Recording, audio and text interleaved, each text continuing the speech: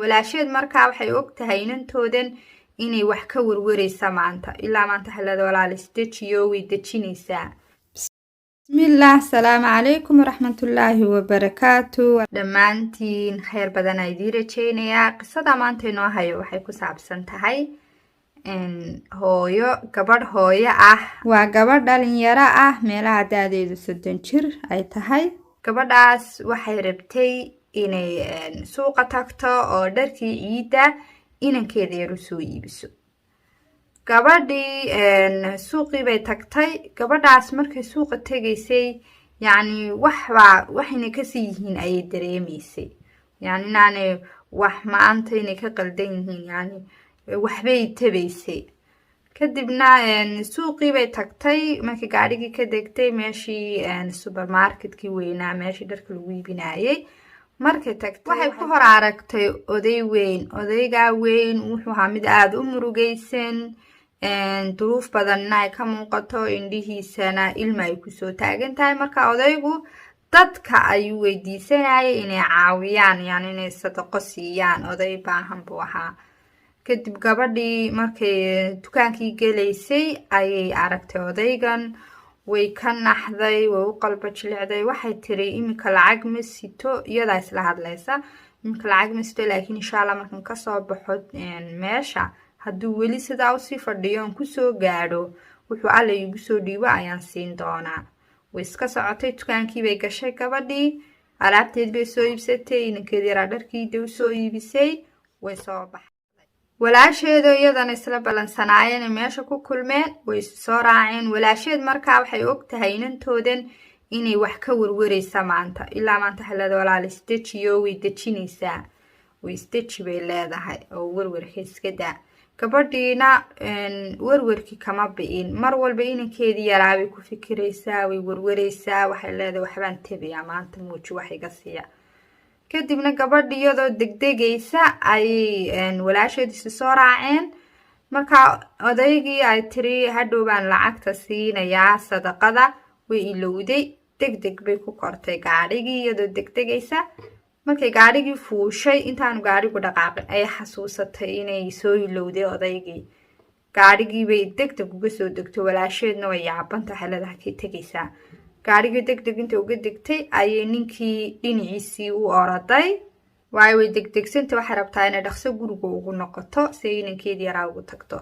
waana u sidaa lacagtii odaygiiyo kaarkii bangiga ay sidatay ayay uga soo bixisay. markaa gabadhii ninkii xaggiisii bay u oraday.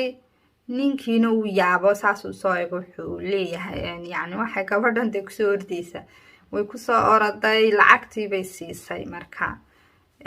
markay kasoo dhaqaaqaysay ninkii degdeg intay lacagtii ku siisay markay kasoo dhaqaaqaysay ninkiioo u ducaynayo leh kheyr fara badan allaha ku siiyo.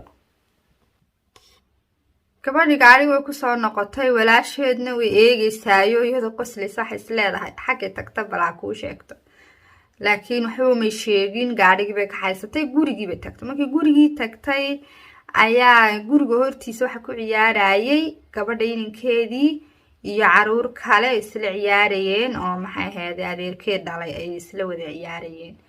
marka caruurtii wada ciyaaraysa gabadhi markay aragtay gaadhigii kasoo degtay, ilmihii yaraana mar alali markuu arkay hooyadii ayuu kusoo orday.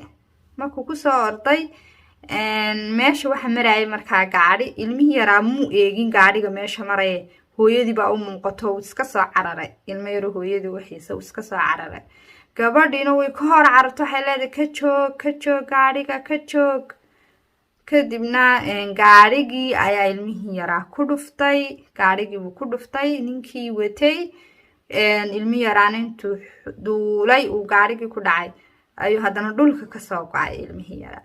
ninkii gaadhiga wadayna isagoo naxsan oo dee baqaayo isle bismillaahi maxaad samaysay ilmo yar baad jid ayuu gaadhigii kasoo degay. kadib waxaa dhacda gabadhii sidii way carartay. ilmihii yaraabay soo qabatay. ilmihii yaraana intuu ooyey buu hooyadii habsiiyey. gabadhiina way yaabtay. ilmihii yaraabay kolba dhinac u rogtay. maxaa kugu dhacay, ma xanuunsanaysaa? ilmihii yaraa wuxuu leeyay may waxba ma xanuunsanayo. yacni gaadhiga xoog u jugeeyey ilmihii yaraa. haddana alla uu ka badbaadiyey oo waxba ma yeelin. kadibna gabadha waxay soo xasuusatay odaygii ay sadaqada siisay ducada ugu soo ducaynayay. allah ayay u mahad celisay, gurigeedii bay gashay, way soo weysaysatay, 2 ragcadood bay tukatay. allah ayay u mahad celisay. qisada maanta waxaanu ka faa'iideynaa sadaqada faa'iidooyinka ay leedahay. gabadhaas inuu ilaahay ku badbaadiyey sadaqo.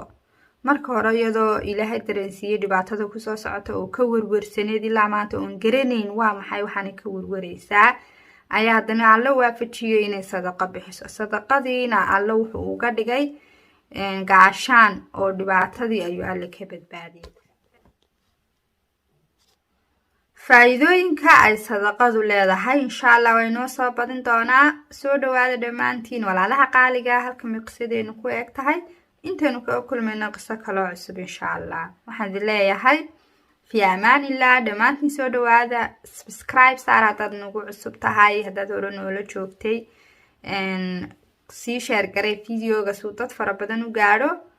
khayr fara badan ayaan idiin rajaynayaa. soo dhawaada dhammaantiin walaalaha cusub iyo walaalihii horeba. asalaamu calaykum waraxmatullaahi wabarakaatu.